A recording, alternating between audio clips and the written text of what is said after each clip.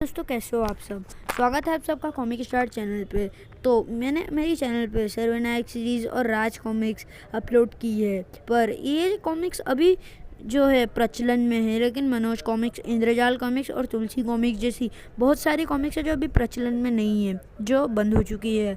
तो मैंने पिछली 2 वीडियोस अंगारा की कॉमिक्स पे बनाई थी, पिछली 2 वीडियोस इंद्रजाल कॉमिक्स बनाई थी, और अब हम लाए हैं मनोज कॉमिक्स विशेषांक हवलदार बहादुर और पिप्पी लोटा। तो चलिए शुरू करते हैं। हवलदार बहादुर और पिप्पी लोटा। जिन्न लोक का बादशाह जिन्न सैर के लिए निकला था और इस समय रूपनगर के ऊपर से गुजर रहा था। वाह, बहुत सुंदर नगरी है। सुना है यहाँ के निवासी भी बहुत अच्छे और भले मानस हैं। शहर की रोशनियाँ देखने में वह इतना खो गया कि अपने ताज से निकलकर गिरने वाले हीरे को देख न सका। हीरा नीचे एक मुख्य सड़क के बीच आकर गिरा। ठक! उस चमकदार चीज को देखकर राहगीरों के बुक्के फटे रह गए। क्या चमक रहा है? मुझे तो एटम बम लगता है। हाड़ के बड़े भाई हैं आप, एटम बम इस तरह नहीं चमकता। आड़ू के। तो फिर यह चांद है, आकाश से टूटकर गिरा है। अगर यह चांद है तो फिर वह आकाश में क्या लाल ट्रेन जल रही है? संयोगवश भोलामाल झोरी भी वहाँ मौजूद था। उसने नीचे बैठकर हीरे पर हाथ फेरा और उछल पड़ा। यह तो हीरा है। हीरा? सबकी नजरें बदलती देखकर भोलामाल ने हीरा उठाया और दौड़ लिया। किसी को नहीं दूंगा। ओए पकड़ो, हीरा ले गया।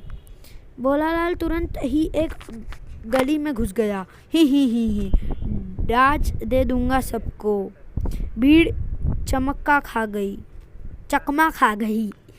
इधर ही गया है। संयोगवश हवलदार बहादुर उसी लेन में गश्त कर रहे थे कि अचानक तेज प्रकाश से उनकी आंखें चौंधिया गई। यह क्या है? रहवासी से झोलामार उनसे आ टकराया। बदहवासी से झोलामार उससे टकरा गया। ओए, हवलदार का पारा फौरन हाई हो गया। हवालात में सड़ा दूंगा साले। गैस का हंडा उठाकर क्यों दौड़ रिया था? हवलदार ने ध्यानपूर्वक जब उस चमकदार चीज को देखा। यह गैस का हंडा तो नहीं है? हाँ जी, यह तो तरबूज है। पुलिस से मस्करी करता है साले। बता कहाँ से लाए यह चमकदार चीज? उफ, पुलिस के पचड़े में पड़ गया तो टांगा जाऊंगा। भागने में ही भलाई है। भोलामाल ने तुरंत पलटी खाई और फट्टी हो लिया। हीरा गया भाड़ में। भाग ले झोला भाई। भोलामाल के जाने के बाद हवलदार बहादुर ने हीरा उठाया। बहुत भारी है। और ले जाकर कमिश्नर साहब की टेबल पर रख दिया। ओए, एक ही है। तरबूज बता रिया था वह बंदा। ही। ओए नहीं, यह तो हीरा है कुकुरमुत्ते। इतना बड़ा हीरा? आश्चर्य के कारण हवलदार जी पटाखा खा गए। मूर्छित हो गया। धाड़। अगले दिन अखबारों में यह खबर फ्रंट पेज पर छपी थी। दैनिक सत्ता, दैनिक मनोज, हमारा भारत। रूपनगर में तरबूज के आकार का हीरा मिला। सरकारी खजाने में जमा किया जाएगा। जल्द ही यह समाचार देश विदेश में जंगल की आग की भांति फैल गया। इतना बड़ा हीरा?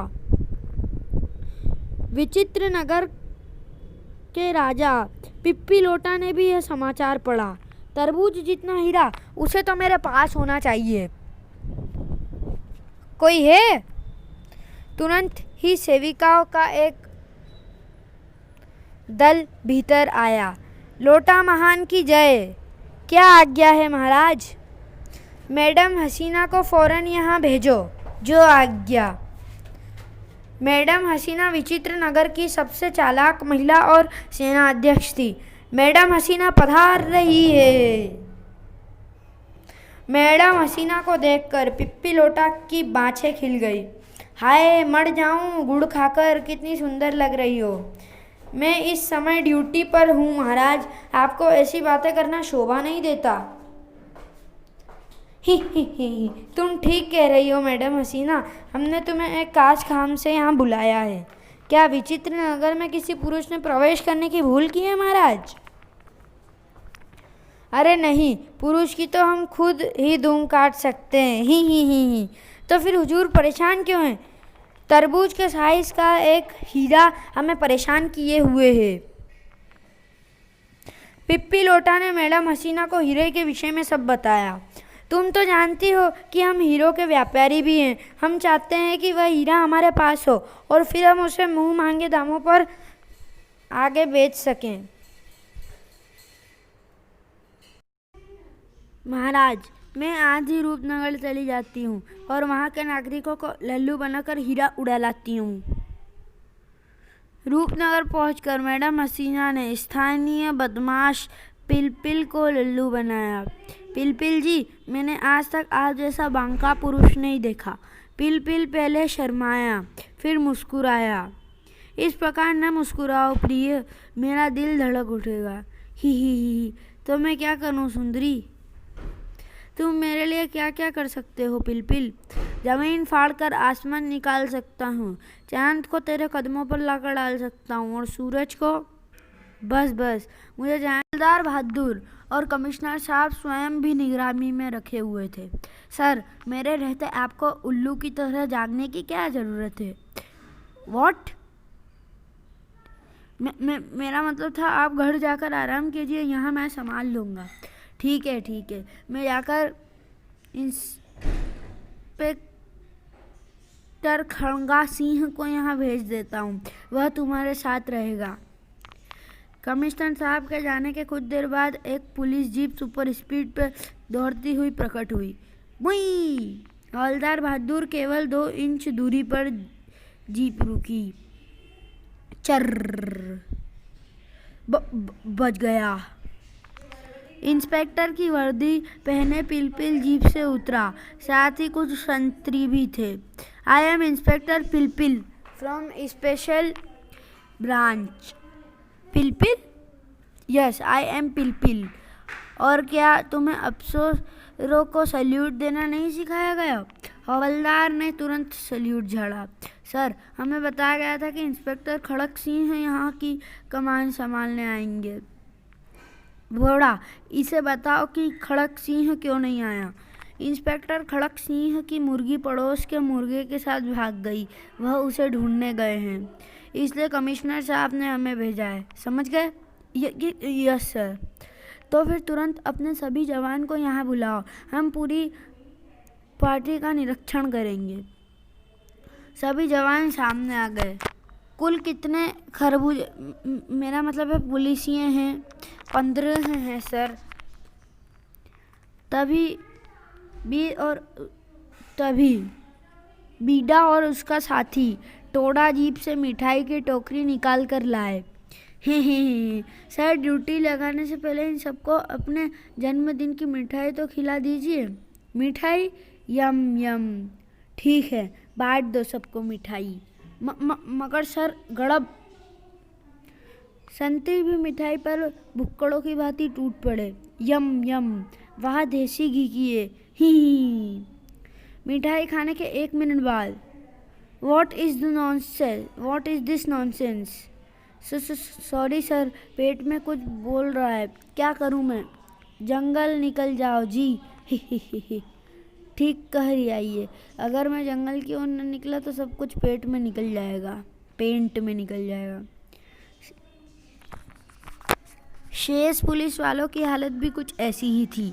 फौरन जंगल की ओर प्रस्थान किया सबने। पिन टिन टुई टी टी। इमारत के निकट अब केवल पिलपिल एंड पार्टी खड़ी रह गई थी। आपका आइडिया बहुत धांसू रहा बॉस। ही। I am Pilpil the great. Jamal Ghota मिली मिठाई ने सबकी बुड़ाम बुला दी और फिर हीला ले उड़े। तुरंत ही उन्होंने इमारत का दरवाज़ा बारूद से उड़ा दिया, वो मारा और फिर हीरा ले उड़े। शीघ्र ही पिलपिल हीरा लेकर मैडम हसीना के सामने था। लो रानी, ले आया तुम्हारा तरबूज। ही। शाबाश। मैडम हसीना ने अपने हाथों से पिलपिल के लिए जाम बनाया। यह हमारी सफलता की खुशी में, एक सांस में पी जाओ।